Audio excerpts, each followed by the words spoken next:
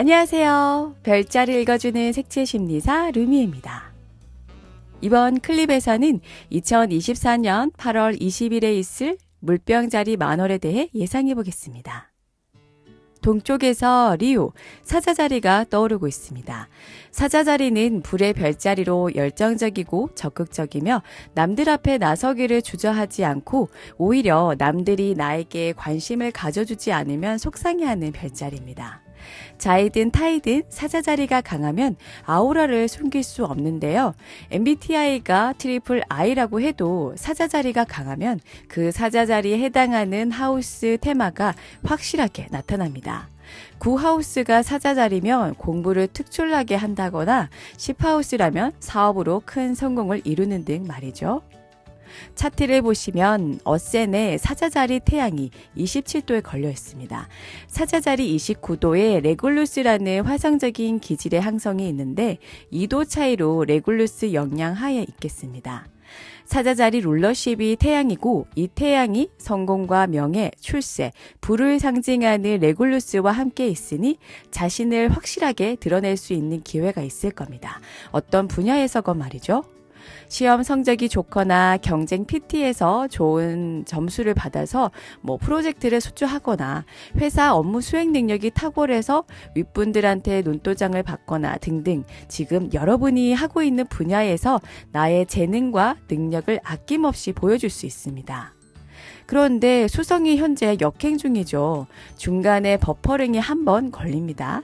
일 잘한다고 상무님이 칭찬을 했는데 낙하산 아니냐는 가짜 소문이 돈다거나 본인이 상대방의 말을 잘 이해하지 못해서 기회가 왔는데 모르고 지나치거나 거절할 수도 있습니다. 매끄럽게 이어지지 않고 중간에 딱 끊어졌다가 다시 이어지는 경향이 발생합니다. 또 판단력도 흐려져요. 팀장님이 회의실로 따로 불러서 이러이러한 프로젝트가 있는데 김대리가 한번 맡아서 해보는 게 어때? 라고 했을 때 내가 과연 할 수 있을까? 약간 주저하는 모습도 보일 수 있고요. 근데 그나마 이런 신중하고 진중한 모습은 괜찮은데 특히나 수성이 사자자리에서 역행을 하면 내가 듣고 싶은 것만 듣고 보고 싶은 것만 보는 등 자신과 주변 상황을 냉철하게 판단 내리지 못할 때가 많아요. 나에게 주어진 결정권이 영원히 지속된다고 생각하거나 이 자리가, 이 위치가 끝까지 갈 거라고 생각하는 거죠. 그래서 오판을 내리게 되는데 자신이나 주변 상황을 과대평가해서 이건 분명히 성공해. 나에겐 실패란 없어. 다소 거만한 생각에 빠져서 일을 그르칠 수 있습니다. 사자자리 수성 역행은 이 부분을 제일 조심해야 합니다. 물론 큰 꿈과 비전을 가지는 건 좋죠. 그런데 현실적으로 직장인이 이재훈 회장이 될 수는 없잖아요. 그러니까 꿈꾸는 건 좋은데 허황되고 비현실적인 망상에 사로잡혀서 상대방에게 해서는 안 될 무례한 말을 하거나 무모한 행동을 하면 나중에는 법정 소송으로까지 이어질 수 있습니다. 아무래도 사자자리니까 명예훼손 고소고발이 많겠죠. 물병자리 만월에 대해 살펴볼까요? 사자자리 태양과 물병자리 만월이 서로 대치하고 있습니다. 사자자리 태양은 거대하고 큰 조직, 정부나 요즘 이슈가 끊이지 않는 대한체육회, 삼성이나 SK하이닉스 등 대기업, 이렇게 잘 무너지지 않는 확고한 위치에 있는 집단이고 그에 반해 물병자리 만월은 힘없는 개인이죠.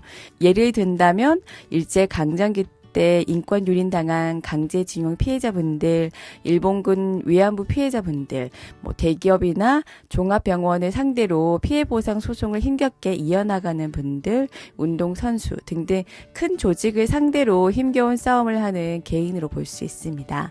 태양 옆에 역행 중인 수성도 있어서 내 말이 그 사람한테 곧장 들어가는 게 아니라 여러 사람을 거쳐서 그 사람 귀에 들어갑니다. 내가 전하고자 했던 본연의 내용, 요지가 흐려지니까 오해가 눈덩이처럼 불어날 수 있어요.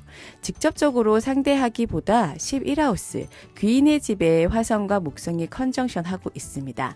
화성과 목성이 사자자리 태양과 물병자리 만월 사이를 중재해 줍니다.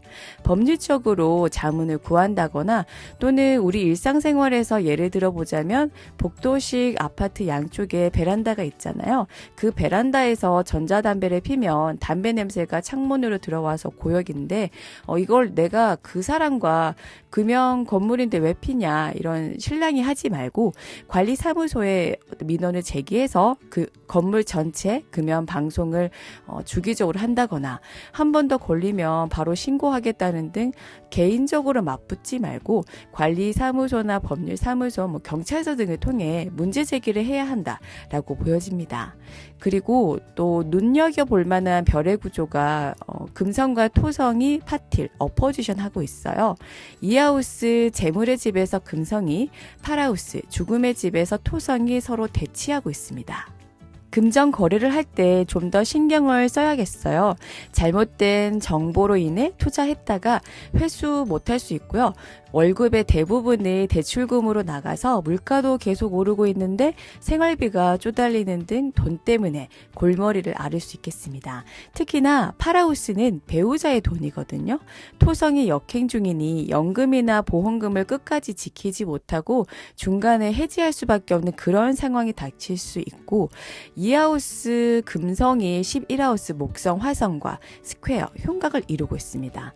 쌍둥이 자리 목성은 자칫 잘못하면 사기꾼이 될 수 있어요. 물론 작정하고 사기를 치는 사람도 있겠으나 그게 아니라 이쪽 동네가 재개발될 수 있다는 고급 정보를 믿을 수 있는 기관이나 사람으로부터 들었는데 그래서 나도 투자하고 다른 사람한테도 투자를 권유했다가 정부 발표에서 이 부근의 부동산 개발은 잠정 보류하겠다는 등 공식적인 내용과 비공식적인 내용의 차이가 생겨서 내 돈도 날리고 사람들이 찾아와서 투자금 내놔라, 네 얘기 듣고 투자했다가 이게 무슨 날벼락이냐 이런 곤혹스러운 일도 당할 수 있어요.